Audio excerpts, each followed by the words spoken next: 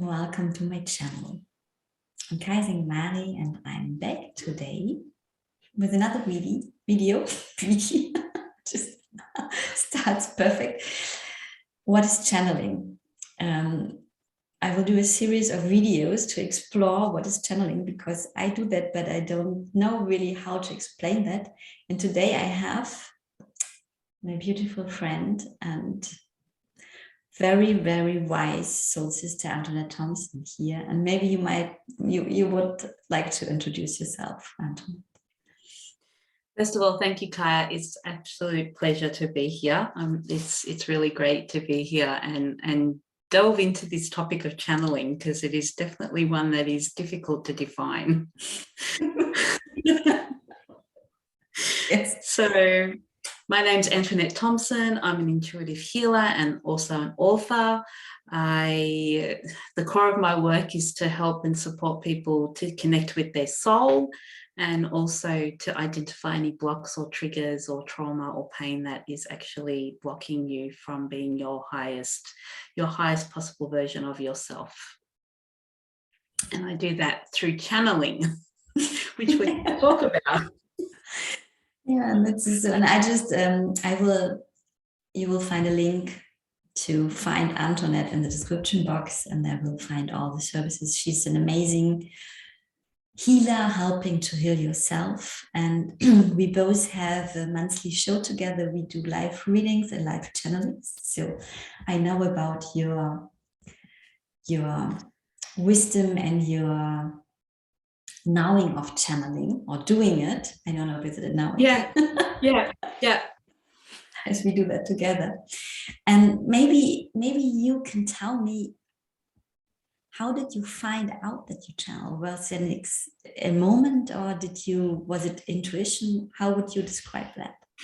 It's an interesting question, because, you know, as I think about my response, I believe we all channel, but we just don't put a label on it. Mm-hmm. Like, you know, so I think we do this all of our lives, but then suddenly something might happen, or something may come of the channeling, and then I feel like we need to then label it and say, oh, that was channeled. Mm-hmm. Like, so with me, I think it's all about having the awareness. I want to say, like, the awareness of what is happening, because it can be very confusing about whether it's a thought, or whether it's a guidance or an intuition or a higher source that's delivering the information. But with me, I guess, when did I find out that I could channel? Probably after my awakening. So about 9 years ago, I could actually, then I had the awareness to know that I could channel, but it didn't happen. I didn't have that awareness straight away. Like, for me, the channeling came in as muffled noises. Like, I would hear muffled noises. Wow. And I couldn't understand the conversation. So yeah, dare I say, I heard voices. But yeah, that's how, and then, but I didn't understand it at the time that was me channeling. Mm-hmm. So obviously I had to develop my skill then to actually come to the realization that that's what I was doing, that I was actually channeling. But yeah, I guess if I have to relate it to an event, it would have to be like when I had my awakening, like, you know, when I had that light bulb moment, when I had that reset, you know, mm-hmm. of awareness. And then I started, like, you know, my spirituality journey. And then that's when I then developed more and more, and I was beginning to understand, oh, this is channeling, because mm-hmm. it's really, really hard. I know you know what I'm talking about when I say this. It's really, really hard to describe it. And I think it's beautiful that you're doing a series of, you know, exploring people's perception or understanding of their own journey with channeling. And I think, you know, it's really good information to put out there, because people will realize that they're actually doing it, I think. I've got the feeling everybody's doing it, but it's not, then you name it intuition or make up feeling or different, than channeling is a label, and it's this very spiritual label as well. And that's right. What I had this discussion with Sarah as well, and what is interesting that she said she doesn't see herself like a channel, because a channel is like an empty thing and something is coming in, but she has the feeling the information is coming out of her, but out of a bigger wisdom. So everybody is different. It's very different how the perception is of this. What I use this word channeling as it is labeling something we have a common agreement what it might be. Yeah. Yeah. I'm so curious to explore common understanding. Yes. Yeah. I agree. I think like when you're beginning to experience it and you have that awareness that you are experiencing something, then until you put that label on it, then you think, oh, maybe I've been doing this all along, I just wasn't aware. And I can relate to like what you said that Zara said as well, because it's at the beginning, you think when the labels come, you think you are like a channel, like a medium, a vessel, that you are empty vessel and it's just coming through you. But I think the more that you develop and the more you practice and the more you have a relationship with channeling, it becomes part of you and it's not separate to you. So yeah, that's how I feel. Like I don't feel like it's separate to me now. I feel like it is me, like a version of me. And you said, what I found interesting, that you heard voices, kind of voices or noise. So really like in your head or coming from outside. This is interesting because this is something, an experience I don't have at all. Yeah. So I think with me, the channeling, my strongest is probably my clairaudience, like my hearing. So, and that's how it started, or how I thought that it started. So at that time, it wasn't my voice. It was it was like a conversation happening that I was a part of, but I wasn't speaking. It was really weird. Yeah. So the voices that I heard were not mine. Okay. And do you now, in the meantime, or did you find out to whom these voices belong or where they come from? Yeah, like over a period of time. Like it didn't happen overnight. So me being inquisitive, I was, I wanted to get guidance. So I went to a few people and what's happening to me? Am I losing my mind? Or, what's going on? And then I was introduced to the concept of spirit guides, and that we have spirit guides and they're there all the time and they're wanting to connect with us. And I came to realize after it was quite a few months, that those voices were actually my spirit guides trying to make contact with me and trying to share information with me. But then, like I said, it sort of kind of changes, and then you get to sometimes where you get guidance in your own intuition, and that is in your voice. So it's not coming from a guide as such, or but what's so crazy about this, like I believe we are all one, so we're all connected. So it's whether or not you hear it in your voice, or whether and some people don't hear, like they see, or just have a feeling. And that's another strong one of mine. I have feelings. My clairsentience and my clairaudience are probably my strongest. So my feeling and my hearing. But then I'm also visual. So, and it also changes over time, like how you channel, the method that you channel, whether or not you get it through hearing things, or whether you get it through feeling things, or whether you can, I think it comes down to our human bodies, our human ego wants to like analyze it and wants to understand it. And I was very much like that at the beginning, like, oh, what's going on? You know, I'm hearing voices. These are not my voices. What's going on? No, am I going crazy?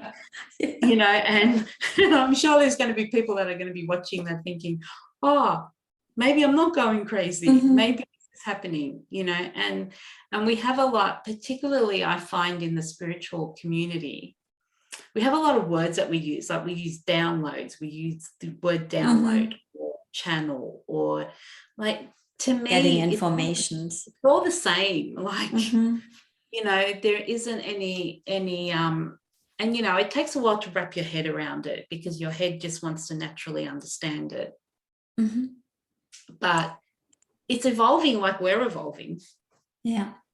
And as you said, you now, in the meantime, that your spirit guides talking to you, you have conversations with them. I think you talk with them in the meantime as well, or did you already, or do you still listen to their conversations and pick up what's like now it's sort of kind of changed. Like when I was channeling for my deck, I had specific guides. Like I had a guide that was my scribe that would help me to write, and then I would have another guide that would show me what to draw.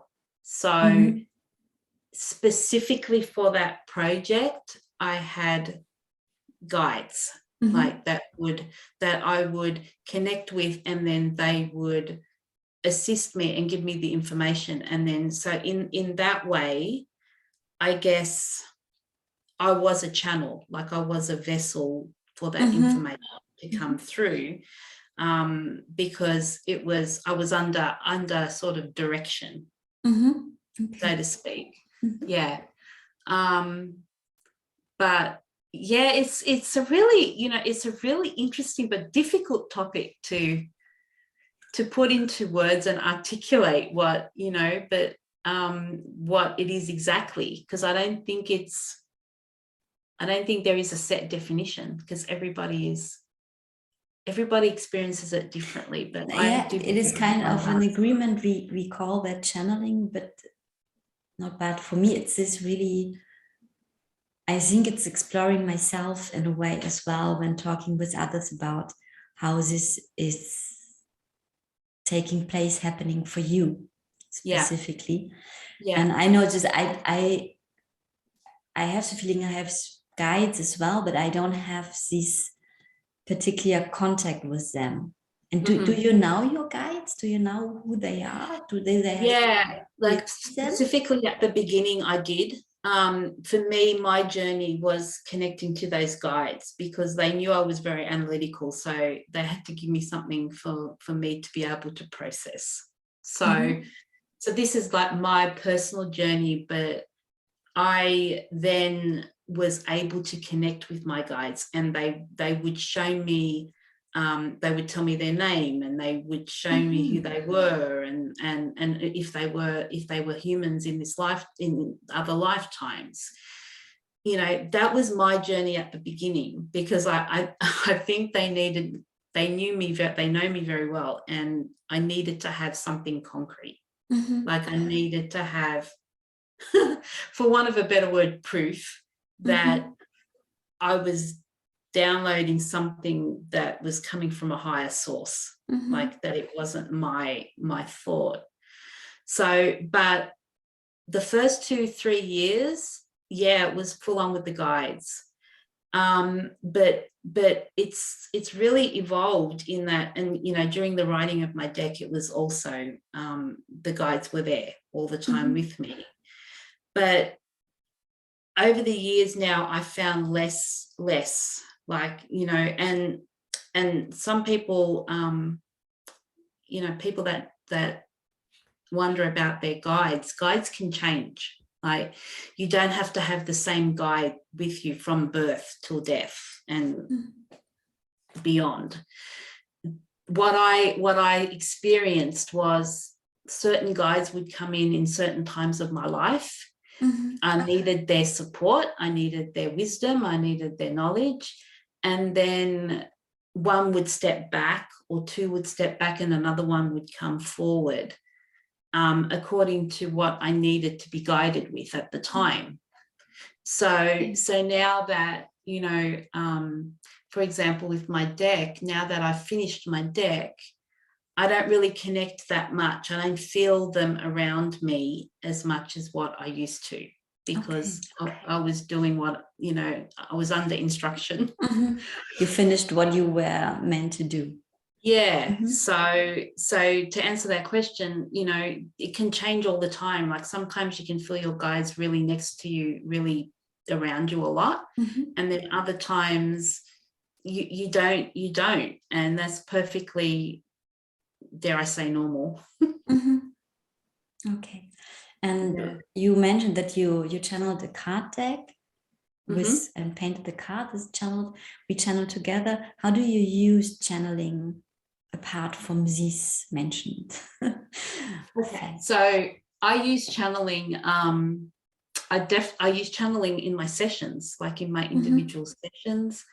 It's all intuitive healing. So that means that I receive the information that is specific for that person to support and guide that person. So I'll receive what modality that person needs me to utilize, and what technique that, you know, whether it be chakra balancing or energy alignment or numerology or past life. So when I connect with someone individually in a session, each individual session is different, because I will sit and I will channel the guidance that I'm receiving from their higher self or their guides, or from the divine, or from wherever you want to believe that it comes from. And then I utilize that guidance to help and support and guide the person to connect with their soul and to activate their own healer within them. So yeah, the other way, I mean, of course we use channeling when we do our live events every month, and we use cards. The other way that I channel, I guess, is when I ask for guidance for myself. When we meditate, I believe we also channel, like, because we receive information. We may receive information when we do meditations, or when connecting, like mediumship, which was really strong for me at the start in terms of connecting with the spirit of loved ones of people.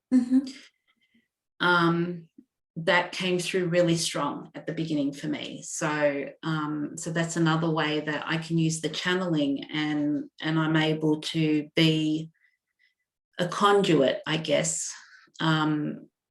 If there is, and this happens sometimes in individual sessions, if I am guided to, or if I receive information, or, you know, a connection to a loved one, and I listen to that guidance, and then they tell me that the person needs to know that information, and then I tell them, you know, I feel the spirit of this person, you know, they're showing me this, they're showing me that, and then I can sometimes I receive like visuals of the spirit, the person, how they were when they were on this earth. Sometimes I would receive the pain that they may have suffered from, and then so that you sort of get, like, I think they call them call cards, like you get indications, so that you're able to relay to the person, and then the person can resonate and say, oh yeah, that was my grandmother, or that was my grandfather, that was, yeah. Okay, this is what we label then mediumship. Yeah, but it is another form of channeling. It's another form of channeling. Intuition, being connected. Yeah. So you said already that we use cards when we do the card readings. Do you use other tools to channel? Is there something you need, or can you open? No, you know, no. It's interesting because I'm using the cards now, but for years and years and years, I didn't use cards. And I didn't actually know how to use the cards, and I would receive the information and I would just tell the person without the card. So for me, I didn't start with a tool. I started just opening up the crown and just allowing it in. With noise in the head. with the muffled noises. That's how it started, and it's like drove me crazy. Like, what are they saying? What are they saying? What are they saying? But yeah, I only really use the cards. I do use them sometimes in sessions if I'm guided to. If I'm told, you know, do a shuffle and get a card for the person. But otherwise, no, I don't have any other tools. The really most important, and I guess you can, whether or not you call it a tool, but to me, if you have to be grounded. Okay. The important thing is to be grounded, and you know, and I know that we do it before we do our live events, and you've just got to have an open heart and a grounded you just have to be grounded, because if you're not grounded, if you're somehow attached to the outcome, or I think it can get a little bit confusing then if you're emotionally attached to something. So, you know, it's before every session I ground, after every session I ground, you know, that's, if I could say, that is an important thing to do when you are specifically doing channeling for a purpose, like, you know, to help in a session, or to, if you're, but then channeling just can come anytime. Okay, so interesting. Yeah. And can you control when you channel, or when you channel? Can you stop it? Is it all the time there? It took me a long time to learn how to control it. So initially it was hard for me to control it, because I felt like spirit was attaching itself to me all the time. I was receiving messages all the time. I couldn't sleep. So there is a way to manage it. Yes, you can stop it. But at first, when you're really excited that you can do this, you feel like, oh no, I don't want to stop it, because it might go away and I may never be able to do it again. Okay, interesting. Yeah, and you get caught up in it a bit, but it gets to the point, like for me personally, it got too exhausting, and I was, you know, spirit was attaching to me all the time, and energy, it would take all of my energy. And especially if they would give me pain, like if they gave me a pain call, then I could be anywhere and suddenly I would get this extreme pain, and then have to go and sit and figure out what it was related to. If it wasn't mine, then I would have to do that. So it's good to say that I can control it now. I did learn some lessons, some techniques as to how to control it. And you know, we think that we can't control it. We think that it is because it's such high vibration and high energy. We think, if we can't tell them no, like we can't tell the divine no, or we can't tell spirit no. But I learned that lesson, that you have to, like everything else in life, you have to set the boundary. You have to preserve your own energy, because you're not going to be helpful to anybody if you are exhausted, if you know, if you're completely depleted. So there are ways to learn to manage it, and so yeah, you can control it, but it takes it takes some learning to do that, definitely. Yeah, I can imagine. And does it feel like a gift? I think this is a good question at this moment of time. You know, it can be a double-edged sword. You know, we say when it's a double-edged sword, but definitely I'm grateful. Yes, I feel it is a gift. It is definitely a gift. There were times when I think, oh, just leave me alone. I can't deal with this. Like, it's too much. So, you know, it can get very exhausting. It can get very depleting, you know, to be on call all the time. Like, it's on call. It's like a doctor that's, you know, got a pager and gets called all the time, all night.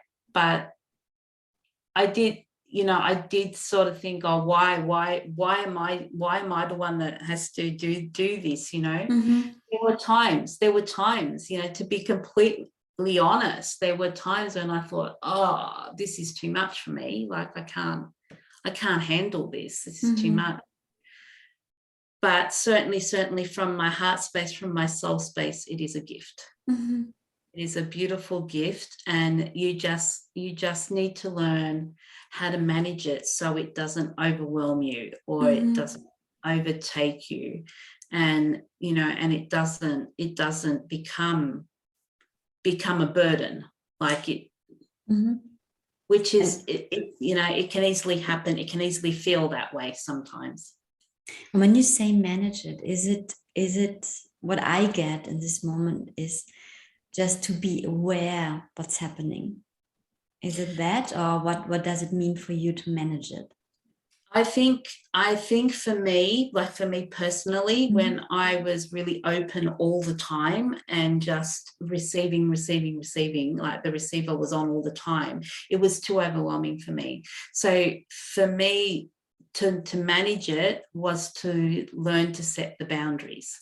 So I would specifically say to Spirit, I'm open to be a channel, I'm open to be a medium, but when it was in relation to bringing in loved ones for people, I would say, please only have it happen during a session.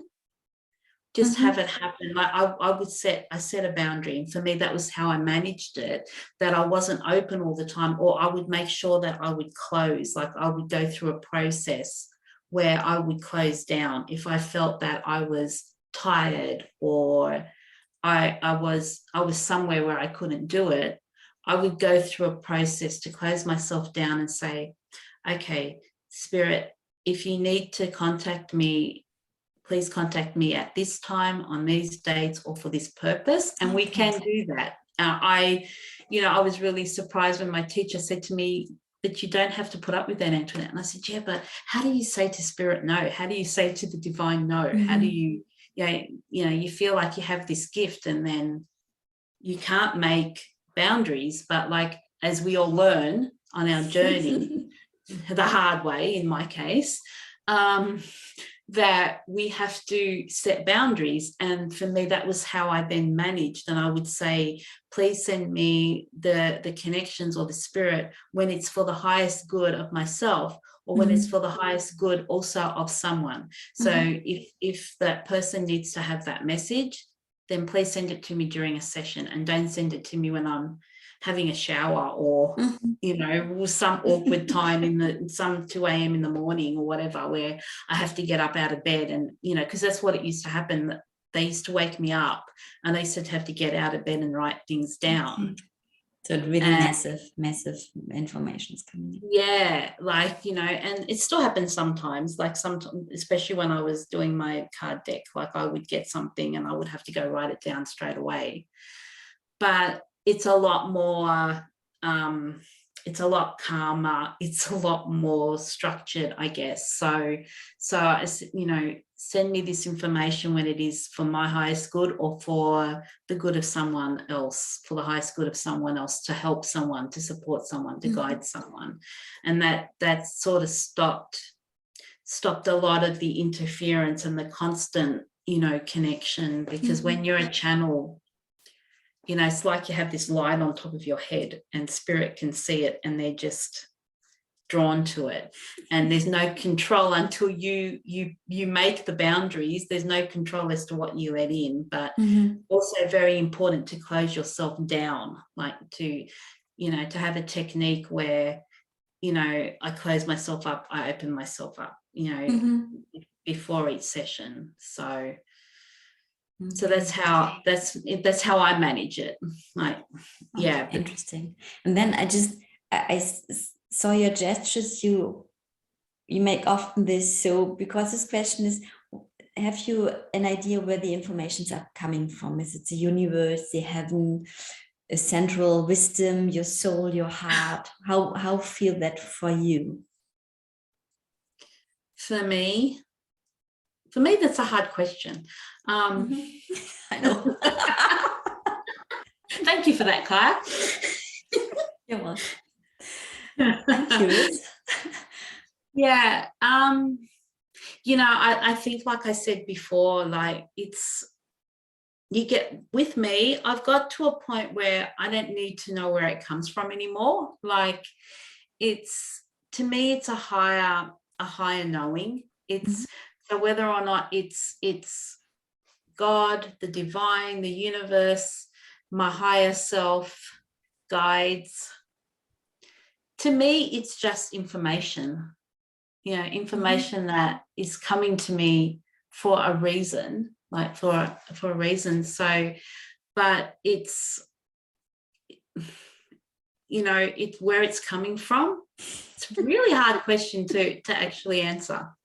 It's because I believe we're all connected. So it's, at the beginning, I wanted to know where it came from, and for quite a few years I wanted to know where it came from. But you just get to a point where when you're using it all the time for your work, and when using it to support people and to support yourself, there's a level of acceptance that comes in, and you're not sitting there analyzing, is that my voice, is that someone else's voice, who are you, what's your name, you don't go through that process. But definitely at the beginning, like for quite a few years, okay, where's this coming from? Where's it? I think it as you, the more that you grow and the more that you evolve, you begin to realize that where it's coming from is not separate to you. It's actually a part of you, and it's not something exterior or something above you or below you, or it just is, and you come to a place of gratitude and acceptance that it's actually there, and you just then utilize it for the highest good, to be in service to yourself and to other people. Okay, another question. How do you know that the message you get, for example, in a session for another person, is channeled and not coming from you? How do you know the difference? That's a good question. She has all the good questions. Yes, this is my part in this interview situation. I ask and you answer. How do I know that it's not me giving the information? It's not Antoinette Thompson. I don't like to, or your ego, or I don't know, just not. I would say in this moment of time, your limited personality of Antoinette Thompson. Not want to say that you're a limited person, but I believe I, as Kaija, my human self, I have some limits. So, and when I channel, there's no we limit. all do. So, and this is just not to, I don't want to be misunderstood in this case. So, how do you know the difference that this is a universal wisdom message you get? I think the way that I can answer the question is it comes so quickly and it comes so organically. I think when it's your own thought, and I'm sure you can relate to this, like when we're doing the live events every month, like if you have to actually think or hesitate, or regardless of whether it comes to you in your voice or someone else's voice, that's always a good indication that it's not your thought if it's in someone else's voice. But there are times when that doesn't happen and it comes in your voice, or it's not even a voice, it's a knowing or an understanding. So it's difficult to differentiate. But I feel like in order to channel, you have to be not associated to the outcome. If you have an association to the outcome, or you have emotion involved, and that doesn't mean to say you don't get emotional when you read for people, because I certainly do, because I feel the energy of the person. It's a really fine line. Like it's really, it's quite challenging. It's something that we just accept, and then I love it that you're asking me these questions, because it's actually quite challenging to actually articulate it. But for me, I would think that if you are able to not be connected to the outcome, if you are saying something from a pure organic place where there is none of your opinion or your subjective opinion or your emotion, then you know that it's coming from a higher wisdom, not from my thought. And what I guess over the years, the more that I've done it, sometimes, and I think I do it sometimes in the live events too, and I say, your guides want you to know this, or spirit wants you to know this. So I guess it's an experience thing where you become to know what is your thought and what is, and I like to differentiate it by saying, when we're doing our readings, spirit wants you to know this, your guides want you to know this, God wants you to know this, the universe wants you to know this, and be able to separate any personal opinion that, because that's our ego, like that's our mind. So really channeling comes from a heart space, from the connection of the heart, not from the mind. So if you're thinking of something that you are saying, then that is more likely to be your thought or your opinion or your perspective, rather than a perspective from a higher source. I hope that. Okay, thank you. I know it's so hard to describe that. I love how you do it. Yeah, it is. It's a challenge. It definitely is a challenge. Especially when it's become so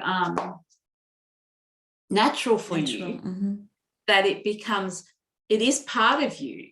And then when someone asks you, is it you, or is it them, or is it God, or is it becomes difficult to differentiate. Yes. But I think you learn through experience, by practicing it.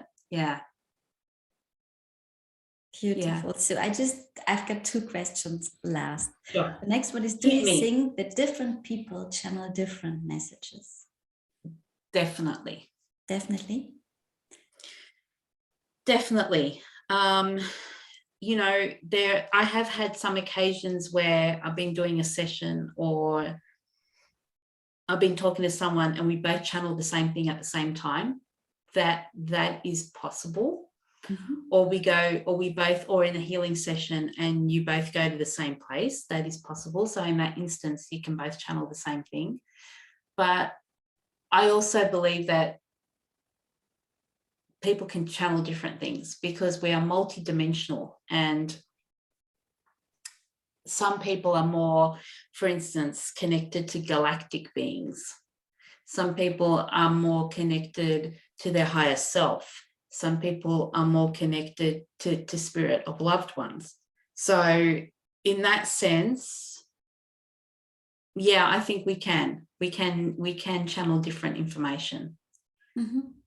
But I've also had the experience, like I said, where we've been in a session, and if the person is able to participate, like in their own healing session, they will perhaps see or experience the same thing that I'm experiencing. So we get similar, channeling, we get similar downloads.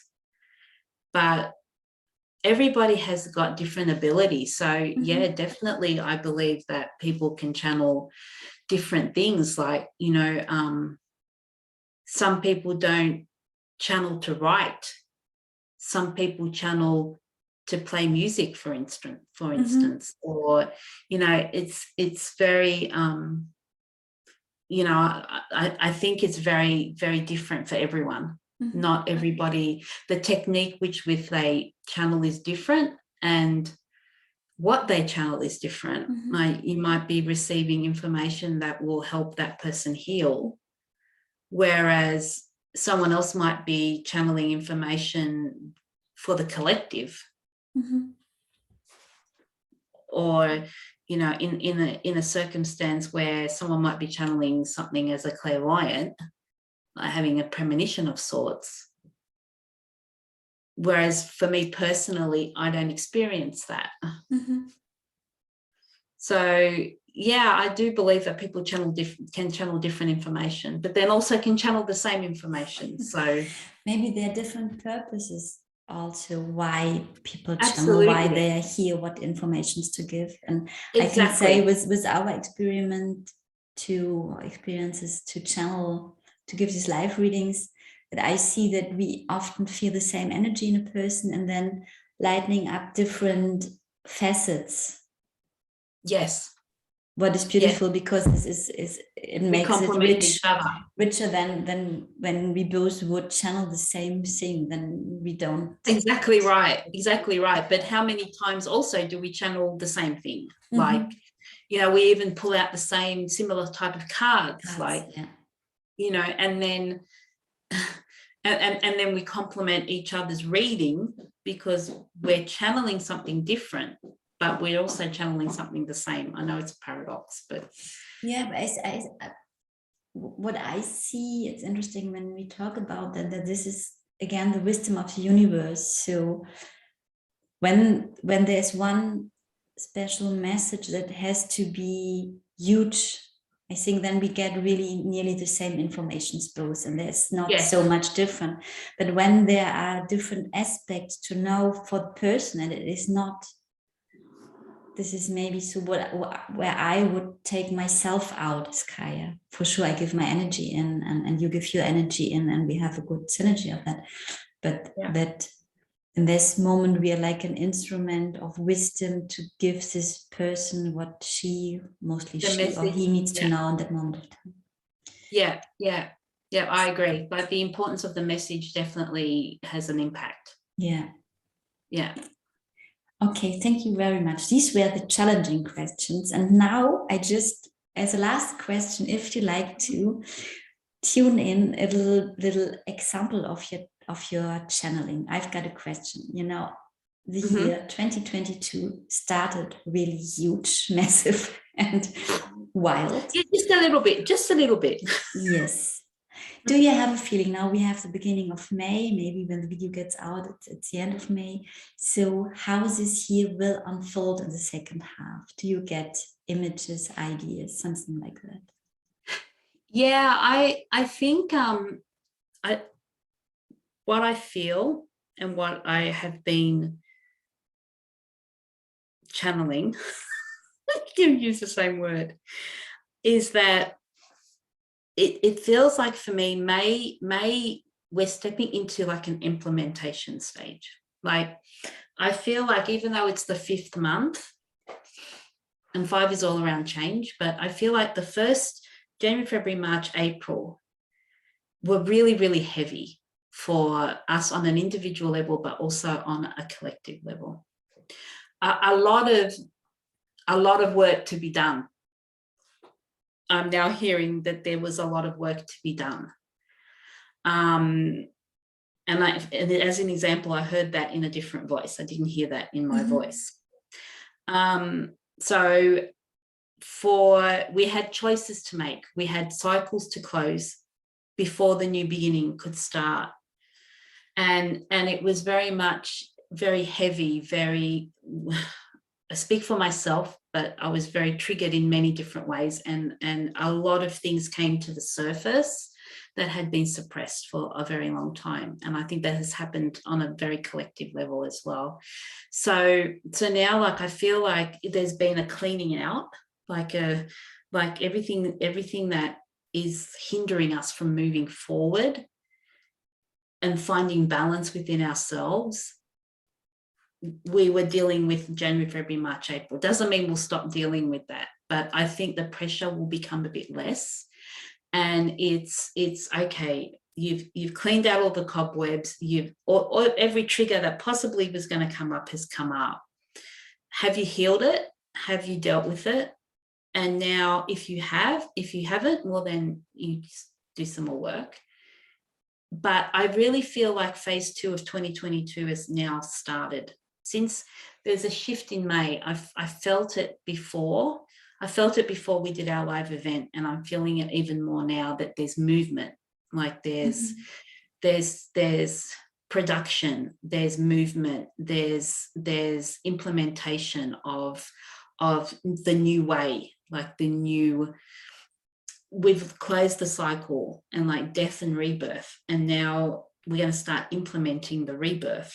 Like we've risen up, whether or not that means rising in frequency or vibration or ascension, or being able to heal those things that were suppressed in us. So what I feel that the next stage of 2022 has already started, even though it's not June, it's not potentially the 6-month time yet. But I feel like the implementation is already underway. And from what I'm receiving, it's like it's time to take the new way. It's time to take our souls out into the world. Like it's time to claim our destiny. It's time to claim what we came here to do. It's time to step in to what we came here to do. And that's what I feel like why it has been so intense for the last 4 months, because it's like, you've got to do it now. You can't get together. Feeling that yeah, so that's what I feel like. And I feel that there's a lot of work being done on an individual level, which is then going to ripple out into the collective.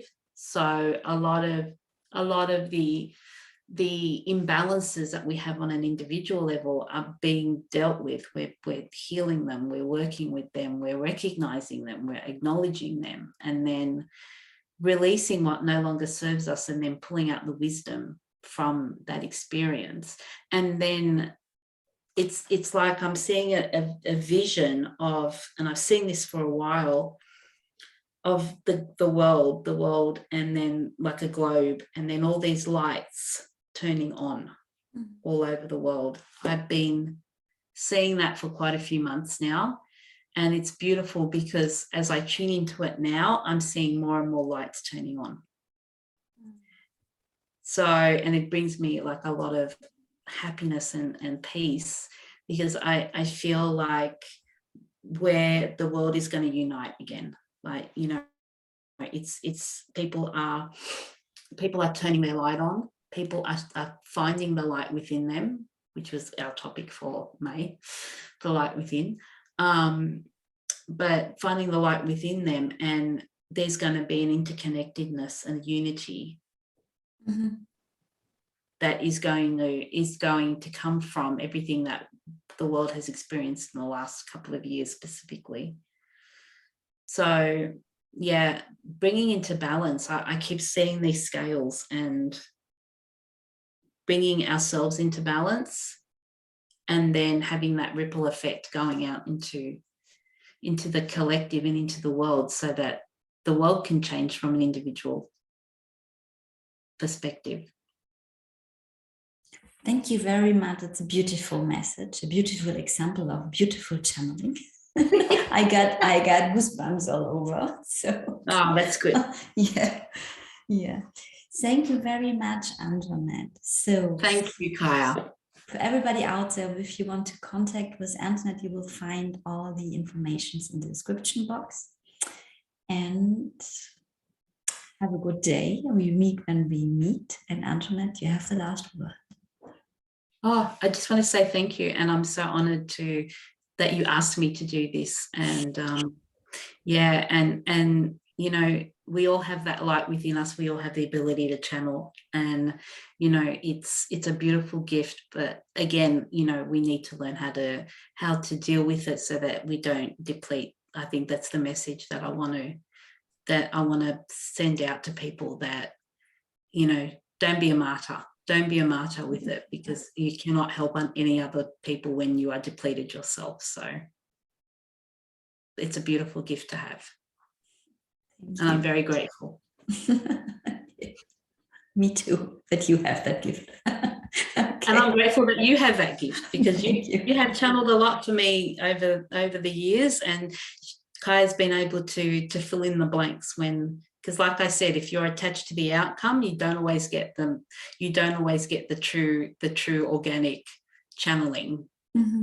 So it's always good to have someone nearby on standby that when you need help for yourself. And I found Kaija to do that for me many, many times. So very grateful. Thank you. Okay, then we say goodbye. Okay, thanks Bye. everyone. Bye.